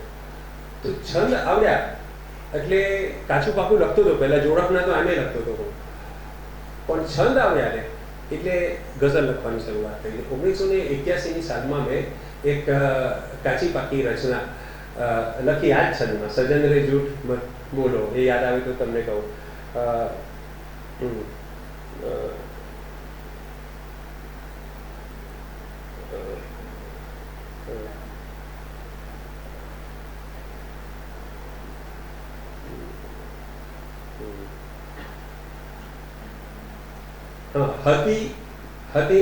હતી અહીં નારિયેલી પણ હવે મિલોના ભૂંગળા છે. એટલે નારિયેળી અમારા વાડામાંથી બધી કપાઈ જવા લાગી પાછળ. તો આ જોઈને મેં લખેલું હતું, ખ્યાતિ અહીં નારિયેળી પણ હવે મિલોના ભૂંગળા છે, ખરેખર કાન કાપીને પછી શિંગડા ઉગાડ્યા છે. આવું મેં 1981માં એક ગઝલ લખેલી. પછી બીજી પણ એક હતી, કરો હજને કરો જાત્રા વળી એમાં મજાસી છે, કરો હજ ને કરો જાત્રા વળી એમાં મજાસી છે, યદી જો સ્વચ્છ અંતર હો અહીં મક્કા ને કાશી છે. યદી જો સ્વચ્છ અંતર હો, હવે આ ઈચ્છન છે તો આ ગાઈને લખતો હતો કે કરો હજને કરો જાત્રા વળી એમાં મજાસી છે, યદી જો સ્વચ્છ અંતર હો અહીં મક્કા અને કાશી છે. તો આ રીતે એક છંદ આવડી ગયો અને આ છંદમાં 2 ગઝલ લખીને ગુજરાત સમાચાર ન્યૂઝપેપરમાં આનંદ મેળો નામની કોલમ ચાલતી, એમાં મેં મોકલી અને એમાં છપાઈ એટલે તો પ્રિન્સિપાલ અમારા ગદગદ થઈ ગયા, ઓહો આપણી શાળાનો વિદ્યાર્થી અખબારમાં આવી ગયો. અને રાતોરાત કવિ તરીકેનું એક લેબલ લાગી ગયું. આવડતું કંઈ નહોતું પણ લેબલ લાગી ગયું. તો આવી રીતે શરૂઆત કરી. તો મને વિશ્વાસ ત્યારથી આવી ગયો. પછી સ્પર્ધાઓમાં યુવક મહોત્સવ, હું યુવક મહોત્સવથી આગળ આવેલો કરું છું. યુવા પ્રતિભા શોધ સ્પર્ધામાં કાવ્ય લેખન સ્પર્ધા થતી, તો એ સ્પર્ધામાં એક વિષય આપવામાં આવે, એક પંક્તિ આપવામાં આવે. તો પહેલો હું સુરત આવ્યો 11મા ધોરણમાં. 16 વર્ષની મારી ઉંમર હતી. 1981ની સાલ હતી. 1981ની સાલ હતી, ડિસેમ્બર મહિનો. અને જજ તરીકે ગની દહીવાલા સાહેબ નિર્ણાયક, અને ગની દહીવાલા સાહેબે પંક્તિ આપી અને એ પંક્તિ પર મેં ગઝલ લખી અને એ પંક્તિ પર ગઝલ પર એમણે જિલ્લામાં મને પ્રથમ ક્રમ આપ્યો. તો અને પછી મને બીજા દિવસે મળવા બોલાવ્યો કે તું મારા ઘરે આવશે. પછી એમણે પોતાના 2 સંગ્રહો એમણે મને આપ્યા. એ 2 સંગ્રહોની એક ગઝલના છંદ મેં છૂટા પાડી નાખ્યા કે આ કયા છંદ છે. આમાં જેમ કે દિવસો જુદાઈ ન જાય છે, એ જશે જરૂર મિલન સુધી, મને હાથ ઝાલીને લઈ જશે મુજ શત્રુઓ જ સ્વજન સુધી, લલગા લગા લલગા લગા લલગા લગા લલગા લગા. તો આ રીતે મારી યાત્રા શરૂ થઈ. પછી હું મેડિકલ કોલેજમાં એડમિશન લીધું 1983માં. અને ત્યારે મેડિકલ કોલેજમાં મને બહુ દુઃખ હતું, કેમ કે મારે શિક્ષક બનવું હતું. મારા પપ્પા પણ શિક્ષક હતા અને મારે શિક્ષક જ બનવું હતું. અને મેં બહુ જીદ કરી કે મને આર્ટ્સમાં જવું છે. તો કે તું સુરત શહેરમાં 4થો નંબર છે અને તને મળે છે મેડિકલમાં, ઇલેક્ટ્રોનિક્સમાં, બધામાં મળે છે, તો તું ક્યાં ઇલેક્ટ્રોનિક્સ લે, ક્યાં મેડિકલ લે, પણ આર્ટ્સમાં નથી જવાનું. એટલે મને મારા ઘરવાળાઓએ આર્ટ્સમાં જવા દીધો નહીં. મારું નસીબ જુઓ કે મેડિકલ કોલેજમાં ગયો તો મારા સિનિયર ડૉક્ટર મુકુલ ચોકસી. એટલે ગુજરાતીના પ્રોફેસરો શું શીખવી શકે? મુકુલભાઈ તમારા સિનિયર હોય તે સમયે હજુ એ વિદ્યાર્થી હતા. 23 વર્ષની એમની ઉંમર, 17 વર્ષની મારી ઉંમર. પણ એમનો એક કાવ્ય સંગ્રહ તરન્નુમ નામનો પ્રગટ થઈ ગયો. ગુજરાતી સાહિત્યમાં ઊંચું નામ. રમેશ પારેખ એમને ઓળખે, મનોજ ખંડેરિયા એમને ઓળખે. અને તો મારી આંગળી પકડી એમણે અને જ્યાં જાય ત્યાં મને લઈ જાય. એટલે મને નાની ઉંમરે શૂન્ય પાલનપુરી સાહેબને મળવાની તક મળી 1986માં. અમૃત ગહેલ સાથે 3-4 મુશાયરા કર્યા. બેફામ સાહેબને મળ્યો એકવાર અમે સાથે. તો આવી રીતે બહુ નાની ઉંમરે મને મુકુલ ચોકસીના કારણે એક તો એમને છંદ મારી ભૂલો સુધારી, મને બધા લોકો સાથે મેળવ્યો, મને વિશ્વ સાહિત્યનો પરિચય કરાવ્યો અને સૌથી વિશેષ ઈર્ષ્યા વગર સાહિત્યની દુનિયામાં અસુરક્ષા વગર અને સ્પર્ધાની ભાવના વગર કઈ રીતે ટકી શકાય એ હું મારા આ ગુરુ ડૉક્ટર મુકુલ ચોકસી પાસેથી શીખ્યો. તો આ સંયોગો છે. એ સંયોગો ના હોત તો કદાચ હું કોઈ બહુ નબળો કવિ હોત. આજે પણ સારો છે એવું કહેતો નથી, પણ વધારે નબળો હોત. બીજા કોઈને કોઈ સવાલ પૂછવો હોય તો પૂછો. હાજી બેટા, નામ બોલતા રહો. માનસી. હા.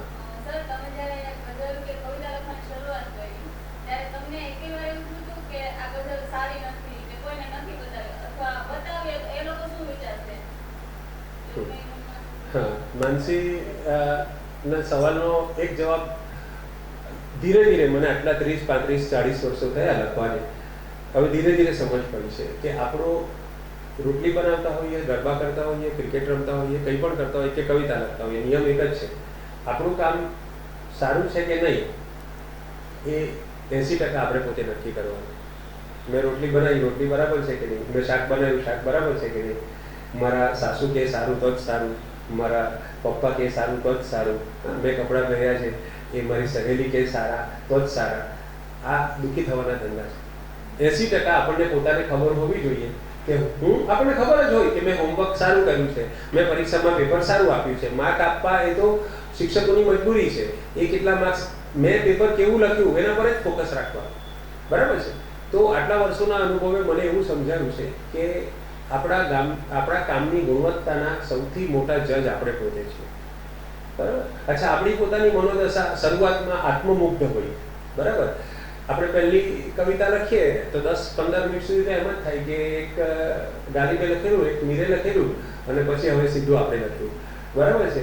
એટલે 3 પુસ્તકોમાં મહાકવિઓ છે અને બસ આ કાલિદાસને સમકક્ષ છે એવું જ લાગે. તે દિવસે તો આપણને એમ જ લાગે.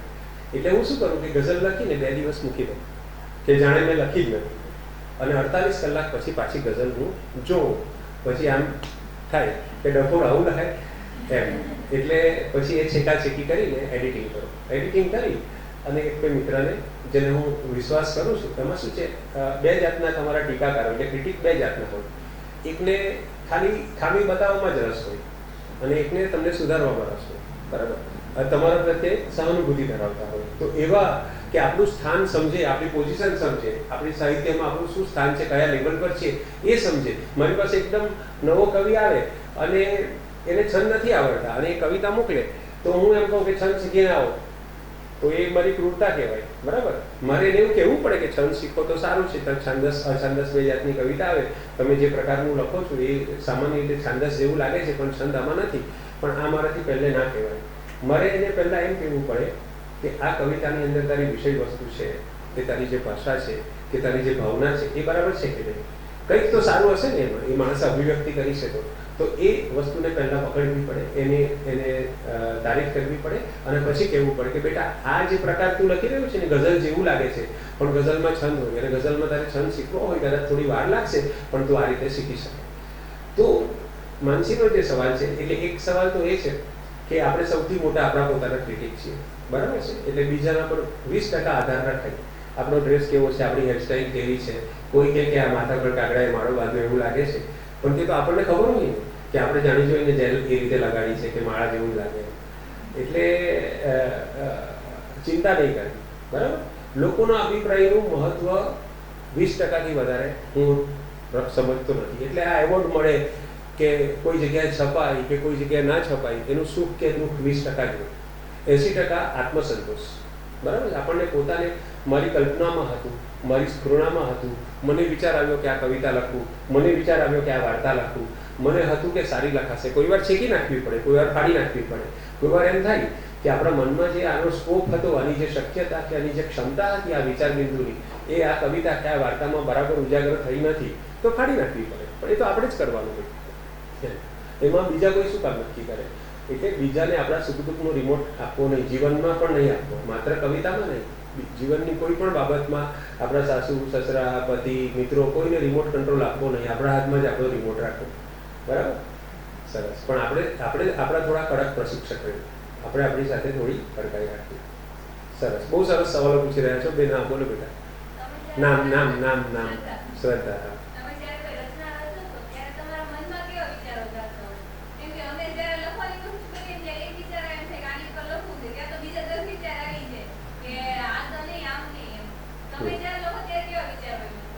જી.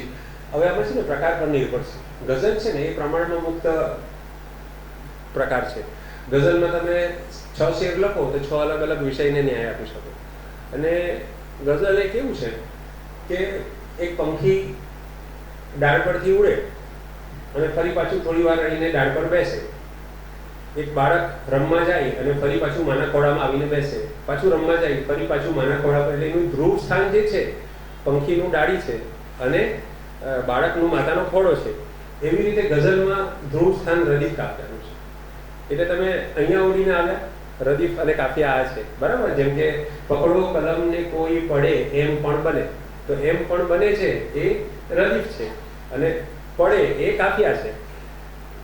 આ હાથ આંખે આંખો પડે, હવે પડેની સાથે પડે બેસાડ્યું, એમ પણ બને એટલે આ ડાળી થઈ ગઈ અથવા માનો ખોળો થઈ ગયો. એમ પણ બને પર તો મારે આવવાનું જ છે. હવે પાછી બીજી લીટી પાછો ઉડવા નીકળ્યો, કશે પણ ફરીને આવ્યો, એમ પણ બને તો આવવાનું જ છે. બરાબર ને. તો જે શોધતા હો એ જ આ રીતે જે બીજી લીટીમાં કે ત્રીજી લીટીમાં કે ચોથી લીટીમાં પાછું આવવાનું છે. તો ગઝલ તમને વિશૃંખલ, શૃંખલા એટલે કડી, અને વી એટલે કડીમાં ના હોય એવા, ક્રમબદ્ધ ના હોય એવા, તો વિશૃંખલ વિચારો હોય, રેન્ડમ વિચારો હોય, યથેચ્છ, એને સ્થાન આપી શકે છે. ગઝલનો મધ્યવર્તી વિચાર પૂછાય નહીં કે કોઈ એમ કે દિવસો જુદાઈના જાય છે એનો મધ્યવર્તી વિચાર સમજાવો, તો એ પરીક્ષકની ભૂલ કહેવાય, કેમ કે ગઝલમાં મધ્યવર્તી વિચાર હોતો જ નથી. તો ગઝલ જેવા વિષયમાં તમે તમારું ચિત્ત વ્યાપક અને દરેક દિશામાં ખુલ્લું રાખીને લખી શકો છો. વાર્તા લખવા બેસો તો એ જે પ્લોટ છે વાર્તાનો, જમીનનો પ્લોટ હોય કે વાર્તાનો પ્લોટ હોય, બંનેમાં એક સામ્ય શું છે કે તમે પ્લોટ જોઈને એમ નક્કી કરશો કે આના પર ઘર બંધાશે કે નહીં, બંધાશે તો હવા ઉજાસ ક્યાંથી આવશે, કેટલી સાઈઝના રૂમ બનશે કે નહીં, બરાબર. એટલે એ જ રીતે વાર્તામાં તમે જ્યારે મગજમાં નક્કી કરો છો કે મારા મગજમાં આ પ્લોટ આવ્યો તો આ પ્લોટ પર હું કેટલું સસ્ટેન કરી શકીશ. દરેક વાર્તા પોતાની લંબાઈ અંદરથી નક્કી કરીને આવે છે કે હું 4 પાનાની વાર્તા છું કે હું 12 પાનાની વાર્તા છું, બરાબર. એ વાર્તા પોતે ધીમે રહીને તમને પાત્રો આપે છે કે ભાઈ આમાં 2 પાત્રો તને જોઈશે, બીજા 2 પાત્રો જોઈશે. એ પાત્રો પોતે તમને કહેશે કે હું આવો છું, હું ગુસ્સાવાળો છું, હું શાંત છું, બરાબર, હું સહન કરી લઉં છું, હું બળવો કરું છું. એ પાત્ર પોતે તમને કહેશે. તમે જેવા જેવા મમડાવશો ને એટલે એ પાત્ર પોતે કહેશે. તો વાર્તા લખો છો ત્યારે તમારે ફોકસ થઈ જવું પડે પ્લોટ પર અને થીમ પર. પ્લોટ અને થીમમાં શું ફરક છે કોઈ કહેશે મને? વાર્તામાં પ્લોટ એટલે શું ને થીમ એટલે શું?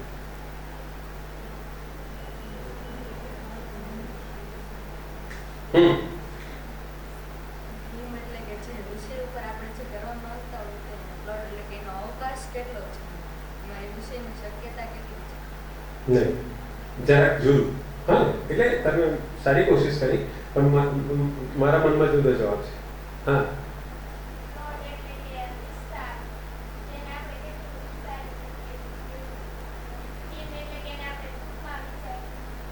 પ્લોટ તમે કોઈ પણ, ચલો મને તમે અત્યારે કઈ ફિલ્મ જોઈ? બધાએ સરસ કોઈ સારી ફિલ્મ જોઈ હોય તો મને કહો. ફિલ્મ કે નાટક, કઈ પણ ફિલ્મ જ કોઈ ને, વેબ સિરીઝ બોલો ને, કોઈ પણ એક નામ બોલો. મેં પણ જોયેલી હોય તો વધારે સારું. 3 ઇડિયટ નો પ્લોટ શું છે?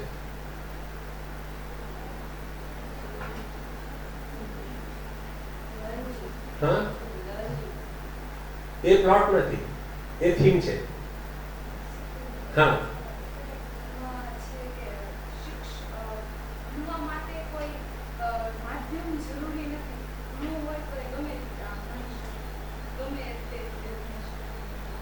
આ થીમ છે, આ એની પાછળનો વિચાર છે, આ એનો ટેક હોમ મેસેજ અથવા સંદેશ છે કે ભાઈ તમારામાં કાબલિયત હશે તો સફળતા તમારી પાછળ આવશે, કે તમે ડર નહીં રાખો, કે તમે અસલામતી નહીં રાખો. પ્લોટ શું કહેવાય?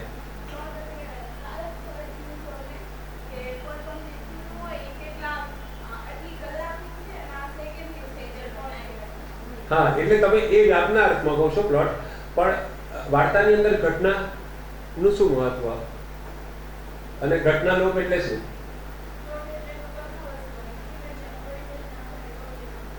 ના, પહેલું બરાબર બોલ્યા તમે. કથા વસ્તુ જે છે પ્લોટ, તો એ મને લાગે છે બરાબર છે. જો આમાં શબ્દો બદલાઈ શકે, એટલે બીજું કે હું સાહિત્યનો માણસ નથી, હું મારી સમજ કહું છું, એટલે સબ્જેક્ટ ટુ મહેન્દ્રભાઈ કાલે સુધારી આપશે મારી કઈ ભૂલ હશે તો. પણ ઘટના, વાર્તાની અંદર ઘટના હોય કે ના હોય? હોય. હા, હોય. અને ઘટના લોપ એટલે શું? સુરેશ જોશી આપણા બહુ મોટા વિવેચક હતા, એને ઘટના લોપ એમ વાત કરી. તો ઘટના લોપની કેમ વાત કરી એમણે?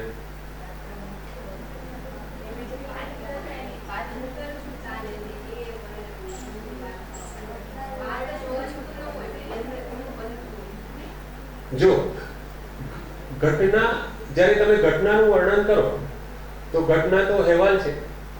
ન્યૂઝપેપર પણ ઘટનાનું વર્ણન કરે છે. આજે કોઈ જગ્યાએ કંઈક બનશે ભાવનગરમાં તો કાલે પેપરમાં એનું વર્ણન આવશે, અહેવાલ આવશે, તો એ ઘટના છે. પણ એ ઘટનામાં સર્જકનો કોઈ સ્પર્શ નથી, સર્જકનો પોતાનો કોઈ દ્રષ્ટિકોણ નથી, બરાબર છે. કે એની અંદર કોઈ એવું જે પાત્રની રચના કે એનું જે ફોર્મ તમે બનાવ્યું છે, તો ઘટના માત્ર ઘટના ન રહેતા, ઘટનાનો લોપ થાય એટલે ઘટના લુપ્ત થાય, નાશ પામે એવું નથી, પણ ઘટના માત્ર ઘટના ન રહેતા એક કલાકૃતિ બને. ખ્યાલ આવે છે? એક ઘટનાને કલાકૃતિ બનાવવી એટલે ઘટનાનો થોડો લોડ કરવો પડે, ઘટનાને અંડર પ્લે કરવી પડે. માત્ર ઘટના બતાવો તો મારામારી થઈ તો WWF જેવું થાય, બરાબર ને? કે મારામારી કરીને પણ બે જણા લડતા હતા ને એક જણો જીતી ગયો, તેથી તો ઘટના જ છે, પણ એ વાર્તા નથી. WWF એ વાર્તા નથી.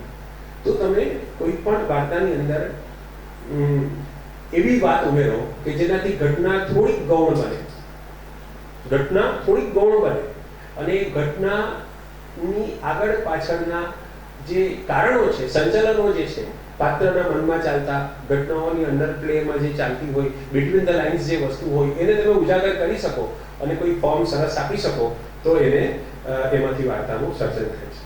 તારો સવાલ શું હતો? હું તો ભૂલી ગયો. હા, એટલે વાર્તા લખીએ ત્યારે તમારે વાર્તાને સમર્પિત થવું પડે. તમારું ચિત્ત સંપૂર્ણપણે બે ટૂંકી વાર્તા લખો તો કદાચ 2 દિવસ થાય, 3 દિવસ થાય, 4 દિવસ થાય.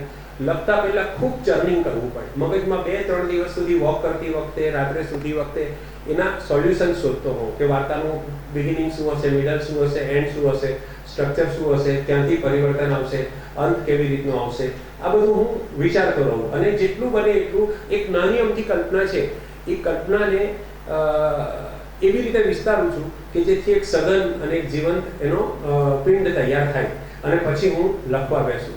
તો વાર્તા લખતી વખતે આઈ એમ ટોટલી ડેડિકેટેડ. ત્યારે મને બીજું કશું પ્રોગ્રામ કે કશું માથા પર નહીં જોઈએ. 2 થી 3 દિવસ સુધી મને, અને નવલકથા અને નાટક લખવું એના કરતાં પણ મોટું કામ છે. તમારે ઓછામાં ઓછો 1 મહિનો કે એથી વધુ સમય ડેડિકેટેડ થઈ જવું પડે. બાકીની ક્રિયાઓ તમે યંત્રવત કરો, જમો યંત્રવત, સુવો યંત્રવત, બરાબર? તમારું ધ્યાન એ નવલકથામાં જ હોય, એટલે એ રીતે વધારે ટાઈમ કન્ઝ્યુમિંગ વસ્તુ છે. તો આ કવિતા છે એ 1 કલાકનું અવધાન માંગે છે કે 1 કલાકનું ધ્યાન માંગે છે, બરાબર? ટૂંકી વાર્તા છે 2-3 દિવસની ફોકસ માંગે છે, અને નવલકથા કે નાટક છે મહિના 1.5 મહિનાનું કમિટમેન્ટ માંગે છે. એટલે વિષય પસંદગી ગઝલમાં કરવાની રહેતી નથી, એ આપોઆપ આવશે, સ્વયં સ્ફૂર્ત આવશે, મગજમાં સ્ફૂર્ણ થશે. વાર્તામાં વિષય પસંદગી કરવી પડે અને તમારે એની શક્યતા નક્કી કરવી પડે. તમારે 15 મિનિટ, અડધો કલાક વિચારીને નક્કી કરી લેવું પડે કે આ વાર્તા બનશે કે નહીં બનશે. અને નવલકથામાં તો એથી વધારે ટાઈમ આપવો પડે. નવલકથા કે નાટક લખો તો 1 કે 2 દિવસ સુધી, 3 દિવસ સુધી એને મનમાં કાગળ પર એનું સ્ટ્રક્ચર બનાવવું પડે, જોવું પડે ખરેખર બનશે કે કેમ. કેમ કે તમે 80% નવલકથા લખીને પછી કહો કે હવે તો મજા નથી આવતી, તો તમારા 40 દિવસ બગડી જાય, બરાબર ને? તો એ ક્રમશઃ વધારે કમિટમેન્ટ વાળું કામ છે. જેટલું વધારે કમિટમેન્ટ હોય એટલું આપણે વધારે, જેમ કે તમારે ચા બનાવવાની હોય, ચા જરાક આદુ ભૂલી જાઓ કે ફુદીનો ભૂલી જાઓ, નબળી બને તો સવાર બગડે, પણ અથાણામાં તમે કશું મરચું વધારે પડી જાય તો આખું વરસ બગડે, અને પતિની પસંદગી ખોટી થઈ જાય તો આખી જિંદગી બગડે. એટલે ચા કેવી રીતે બનાવવી, અથાણું કઈ રીતે બનાવવું અને પતિ કઈ રીતે પસંદ કરવું, એ 3 આમ તો પસંદગી જ છે, પણ ચાની પસંદગી 1 જ કલાક અસર કરશે મગજ પર. અથાણાની પસંદગી 1 વર્ષ સુધી એના પરિણામો ભોગવવા પડશે, અને પતિની પસંદગી આખું જીવન એના પરિણામ ભોગવવા પડશે. સિવાય કે તમે સુસ્મિતા સેનની જેમ બદલી શકો વારંવાર. સરસ. હા બેટા, તમે કવિતા ગઝલને લખતા હતા, તો પછી તમને એમ કેમ થયું કે હું હવે પદ્ય મૂકીને ગદ્ય તરફ તમે કેમ વળ્યા? બહુ સરસ વાત કરી. આપણે ગુજરાતી ભાષાની લિપિની એક સમસ્યા એમ છે કે આપણે વિદ્યાર્થી એમ બોલીએ છીએ, પણ એ છે વિદ્યાર્થી, હે ને? આપણને ધ્ય જેવું લાગે. તો ગદ્ય ગદ્ય નહીં, અને પદ્ય નહીં પદ્ય, હે ને? એ આપણી તારો વાંક નથી, એ વાંક લિપિનો છે. એ જે લોકોએ ગ અને ધ સરખા બનાવ્યા, ઘણી વાર મને પોતાને પણ તકલીફ થાય છે કે ઘમસાણ બોલે કે ધમસાણ બોલે. ગ અને ધ એટલા સરખા બનાવ્યા છે કે ગૂંચવણ થાય. તો આ મેં કીધું કે પદ્ય અને ગદ્ય. ઓકે, તો કવિતા મને પોતાને એવું લાગે કે પ્રમાણમાં સ્વકેન્દ્રી પ્રકાર છે. તમે જ્યારે કોઈ પણ ગઝલ વાંચશો, મોટામાં મોટા ગઝલકારની પણ ગઝલ વાંચશો, તો તમને એમ લાગશે કે આમાં ફરિયાદો છે, આમાં કડવાશ છે, આમાં કવિનું આત્મનિવેદન છે, મારા દુશ્મનો આવા છે, મારા દોસ્તો આવા છે, મારી માં આવી છે, મારું આમ છે. પણ મારું મારું મારું રે, તમે કવિતા વાંચો ને એટલે એમ લાગે કે આ માણસ પોતાની વાત કરે. ઘણીવાર આપણને એમ લાગે કે મારું પણ એવું છે, એમ થાય.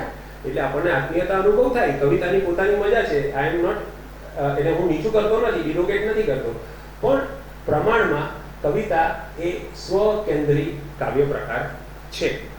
ખાસ કરીને મારો ગઝલ કાવ્ય પ્રકાર, એટલા માટે એ બીજી કવિતા કરતાં હું થોડોક નીચા સ્થાને રહું છું. જ્યારે તમે વાર્તા લખો છો ત્યારે રહીશ મંડિયાર રહેતો જ નથી. હું ગઝલ લખું છું ત્યારે એમ કહું કે ઉમટ્યો ગઝલના ગામમાં વાદળ થયા પછી જાઉં તો પાછો જાઉં હવે જળ થયા પછી, કે બહુ નજીક છે છતાં જાણું છું હું રહીશ સ્પર્શી શકાય પુષ્પને ઝાકળ થયા પછી. આવું બધું લખ્યું છે બહાર. તો એમાં તમને ખબર પડે કે આ રહીશભાઈ બોલી રહ્યા છે, રહીશભાઈ પોતાની કઈ વાત કરી રહ્યા છે, બરાબર. જ્યારે હું વાર્તા મારી ડૂબકી ખોલ તમે વાંચશો તો તમને કોઈ જગ્યા પર રહીશ મંડિયાર નહીં દેખાય. તમે મારી લવ્યુ લાવણિયા વાંચશો તો તમને લાવણિયા દેખાશે, તેમાં રહીશ મંડિયાર દેખાશે નહીં. તો એક તો એ છે કે વાર્તામાં પરકાયા પ્રવેશ છે.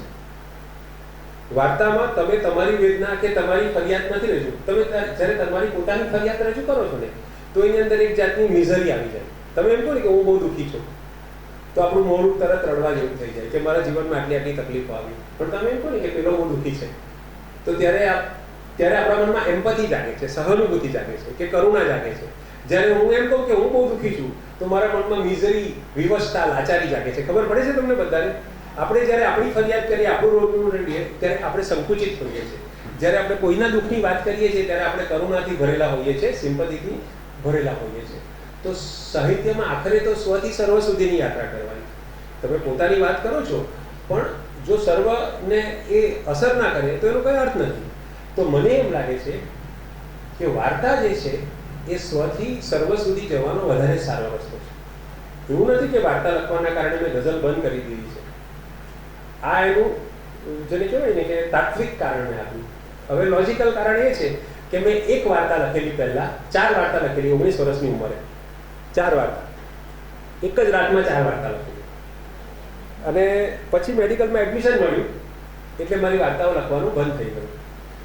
અને પછી મને છેક 35-36 વર્ષે ફુરસદ મળી મારા પેશન્ટોમાંથી. કેમ કે મારા 2 પેશન્ટ હોય અને મારા પત્ની પણ ડૉક્ટર છે એટલે હું પેશન્ટને આમ તપાસું ને તો મનમાં કંઈ કવિતા ઘણી વાર ચાલતી હોય એટલે અડધું પેલી મારી વાઈફ સાચવી લે કે આ ખોવાઈ રહ્યો છે, કંઈક શેર રચાઈ રહ્યો છે એટલે પછી પેશન્ટ સાથે બધું કરી લે. I was a good doctor. પણ છતાં કવિતા અને મેડિકલ પ્રેક્ટિસ એ બેનું સહિયારું ચાલ્યું સારી રીતે. પણ જ્યારે મારે વાર્તા લખવી હતી ત્યારે મને થયું કે ના, હવે મને મેડિકલ પ્રેક્ટિસમાં વિરામ લેવો પડશે. મારે મેડિકલ પ્રેક્ટિસ નથી કરવી તો જ હું વાર્તા લખી શકીશ. તો એ રીતે મેં વાર્તા લખવાની ફરીથી શરૂઆત કરી. હવે એક રસપ્રદ નાની વાત છે એટલે કહી દઉં. હું છે ને એકાંકી લખતો અને કોલેજમાં ભજવતો. એકાંકી નબળા બધા એકાંકી, અમુક તો રૂપાંતરો હતા, આ બધું કરતો. નાટકનો બહુ શોખ. એક દિવસ સૌરભ શાહ નામના એક આપણા સાહિત્યકાર છે, કહી શકાય પત્રકાર છે આમ તો. હવે એ ઉત્સવ નામના સામાયિકના તંત્રી હતા અને એક દિવસ ચંદ્રકાંત બક્ષી અમારે સુરત આવેલા ને તો ચંદ્રકાંત બક્ષી સાથે મારે, હું તમારી જેમ વિદ્યાર્થી અને તમારા જેટલો ડાયો નહીં, તો ચંદ્રકાંત બક્ષી સાહેબને મેં પ્રશ્ન પૂછ્યો. બક્ષી સાહેબ એમ કે આ વર્ષે મારા 46 પુસ્તકો આવ્યા છે અને વિશ્વમાં કોઈ પણ લેખકના, કોઈ પણ કવિના એક વર્ષમાં 46 પુસ્તક આવ્યા નથી. હવે બક્ષી સાહેબ ગમે બધાને, આપણને વાંચવાના ગમે, પણ હવે આવું બોલે ને એટલે મને ખૂચ્યું જરા. એટલે હું છેલ્લી લાઈનમાં તો ઊભો થયો. મેં કહ્યું સર, આ વર્ષે ગોવિંદાની અને મિથુનની 46 ફિલ્મો આવી છે અને નસીરુદ્દીન શાહની એક જ આવી છે. તો શું કહી શકાય? આ તમારા 46 પુસ્તકો આવ્યા એટલે લાલ પીળા થઈ ગયા. અને બધા પૂછવા લાગ્યા કે આ કોણ છે, કોણ છે? મારી તો 18-19 વર્ષની ઉંમર. અને એટલે સૌરભ શાહને ધ્યાનમાં પડ્યું એટલે બીજા દિવસે મને બોલાવ્યો કે તું મળવા આવો. અને પછી મને પૂછે તું શું કરે છે? મેં કહું હું કવિતાઓ લખું છું. તો કે અમે ઉત્સવમાં કવિતા તો છાપતા નથી, વાર્તા છાપીએ છીએ. વાર્તા લખી છે? ના, પહેલાં એમ નહીં કીધું, વાર્તા લખી છે એમ જ પૂછ્યું. તો મેં કીધું હા લખી છે. હવે મારા મનમાં એમ કે નાટકો લખ્યા છે એટલી તો વાર્તા છે ને એક જાતની. એટલે મેં કહું હા લખું છું. કેટલી લખી હશે? ચારેક. હવે આપણા ઘરમાં છોકરી ના હોય અને છતાં પણ છોકરો ના હોય, સુપુત્ર ના હોય અને દીપિકાનું કે પ્રિયંકાનું માંગો આવે કે ભાઈ તો હા તો પડાઈ જાય ને કે હા હા તૈયાર. છોકરો ભલે ના હોય, આપણે ભલે પુત્ર વગર ના હોઈએ, પણ પેલો પ્રિયંકાનો પપ્પા કે દીપિકાનો પપ્પા આપણા ત્યાં આવે ને કે મારી છોકરી માટે તમારો છોકરો, તો આપણાથી હા તો કહેવાય જાય. છોકરો છે કે નહીં પછી યાદ આવે કે યાર મારો તો છોકરો જ નથી. તો એવી રીતે મેં હા પાડી દીધી કે છે મારી પાસે વાર્તાઓ. તો કે કાલે સવારે 10 વાગે લઈને આવી જાય 4 વાર્તા. 24 કલાકની અંદર મેં 4 વાર્તા લખી. અને એ 4 વાર્તા લખી એમાંથી એક સૌભાગ્યવતી મેં આમાં લીધી છે, આ સંગ્રહમાં ડૂબકી ઉપરમાં લીધી છે. બાકીની 3 રદ્દી ટોપલીમાં લખી. હિમલભાઈ નમસ્તે. એટલે આ રીતે એક ચેલેન્જ આવે ને, તલવારની ધાર આવે, તમારા માથા પર ડેડલાઇન આવે, ત્યારે પણ ઘણીવાર સાહિત્યનું સર્જન થતું હોય છે. એટલે મુકુલ ચોકસી તો એવું કે ખાઈ પીને નાહીને કવિતા નથી બનતી હે દોસ્ત, લોહી વહે ત્યારે જ કાગળ વચ્ચે ધરવો જોઈએ. પણ ઘણીવાર એવું નથી હોતું, માથા પર તલવાર આવે તો પણ તમારું સાહિત્ય સર્જન થઈ જાય ને ઘણીવાર સારું પણ થાય. તો આ રીતે તમારો સવાલ જે હતો એનો મેં જવાબ આપવાની કોશિશ કરી. બીજો કોઈ સવાલ છે? આપણે સમય ઘણો થયો છે, પૂરું કરવાની લગભગ. હા,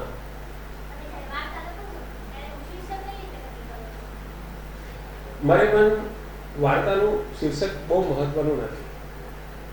તમે કંઈક બહુ સારું શીર્ષક હોય એટલે બહુ સારી વાર્તા હોય તેવું જરૂરી પણ નથી. બરાબર, મારે મને બિલકુલ મહત્વમાં ગઝલમાં તો ગઝલને શીર્ષક જ નથી આપતા, એટલે ગઝલિયાઓને તો આમે શીર્ષકની કોઈ બહુ તખલ્લુસની બહુ ચિંતા હોય કે નામ આપવું છે.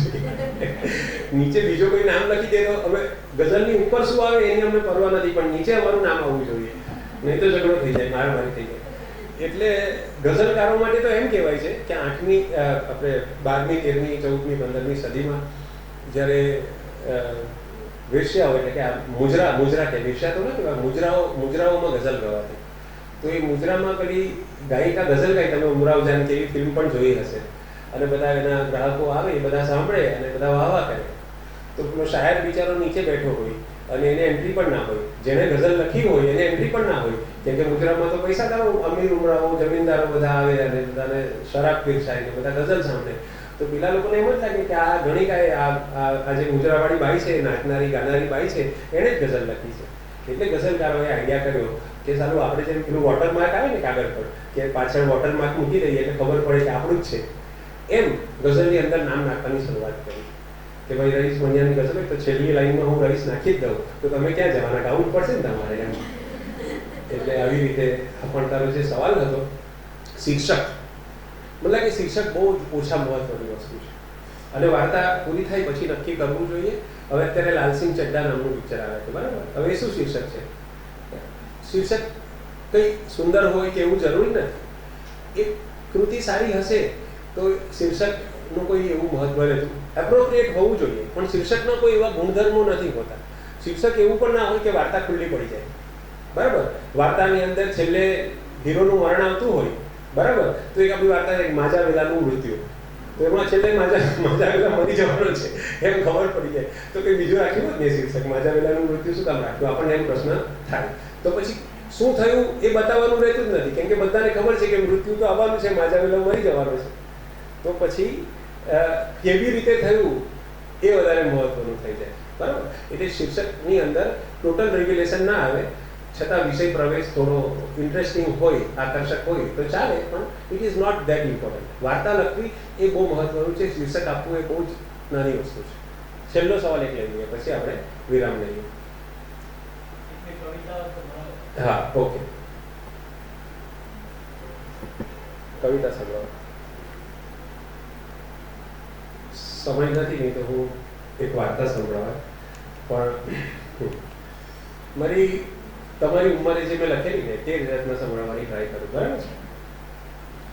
કે ભલે અલ્પ તોય વધારે લખ્યું છે, કે ભલે અલ્પ તોય વધારે લખ્યું છે. હવે આ ભુજંગી છંદ છે આપણે ત્યાં, તમે પેલી કવિતા સાંભળી હશે કે ટકે શેર ભાજી ટકે શેર ખાજા, બરાબર છે? તો એનો જે છંદ છે એ જ છંદ છે કે ભલે અલ્પ તોય વધારે લખ્યું છે, લખ્યું તે બધું રક્ત ધારે લખ્યું છે.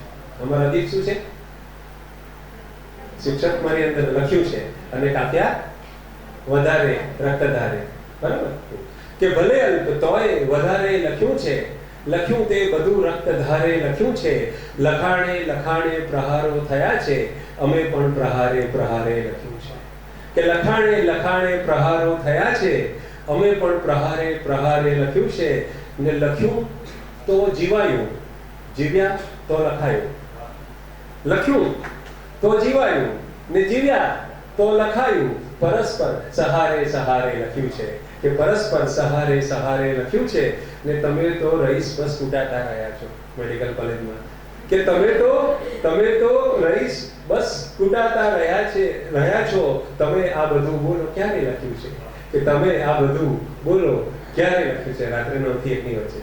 તો આ કુમારી અને આ જોશ, પછી તરત જ પછીના જ વર્ષે આ બીજી ગઝલ આવી, તે પણ એનો લખ્યું રદીફ જ છે કે આખું જીવન અમે ધીરે ધીરે લખ્યું. લોકોને પથ્થર પર શિલાલેખ પર નામ કોતરાવવાનો શોખ હોય, અમર થઈ જવાય. તો કવિ શું કે છે જોજો કે આખું જીવન અમે ધીરે ધીરે લખ્યું રેત પર જેમ પાગલ સમીરે લખ્યું. સમીર એટલે પવન. તો પવન રેતી પર લખે તો એ તો સરસ મજાનું લખાણ હોય, પણ એને એવી ચિંતા નથી હોતી કે આવતીકાલે આ રહેશે કે નહીં, કે આવતીકાલે ફરીથી પવન આવશે, ફરીથી ડિઝાઇન બદલાશે. શું કહો છો? સમીર ઉભો છે. હા, તો આખું જીવન અમે ધીરે ધીરે લખ્યું રેત પર જેમ પાગલ સમીરે લખ્યું, કોરા કાગળ ઉપર બસ સખીરે લખ્યું. કે કોરા કાગળ ઉપર બસ સખીરે લખ્યું, એથી આગળ નથી કઈ લગીરે લખ્યું. કે કોરા કાગળ ઉપર બસ સખી રે લખ્યું, એથી આગળ નથી કઈ લગીરે લખ્યું. મજનુ ફરહાદ મહિવાલ હીરે લખ્યું. કે મજનુ ફરહાદ મહિવાલ હીરે લખ્યું, લીરે લીરે ને આખા શરીરે લખ્યું. ને રોજ માણસ ગવાતો રહ્યો ચૂપચાપ. કે રોજ માણસ ગવાતો રહ્યો ચૂપચાપ, જે લખ્યું તે નીતરતા જમીરે લખ્યું. ને આપણે ક્યાં કદી કઈ લખ્યું છે રઈસ, એક મીરાએ લખ્યું, એક કબીરે લખ્યું.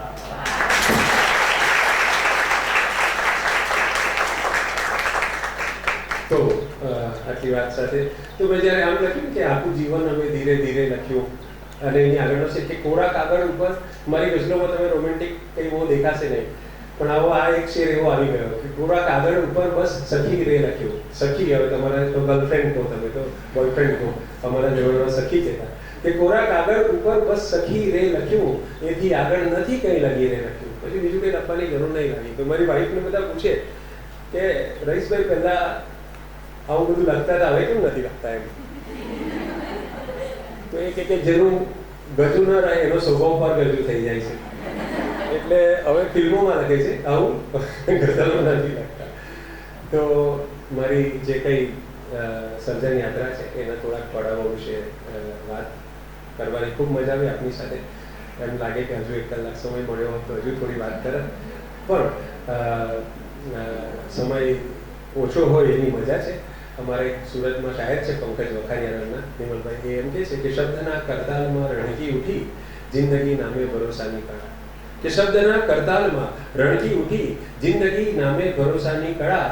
એક બે વાતો અધૂરી રાખીએ, એક બે વાતો અધૂરી રાખીએ, બીજી તો શું પાછા મળવાની કળા.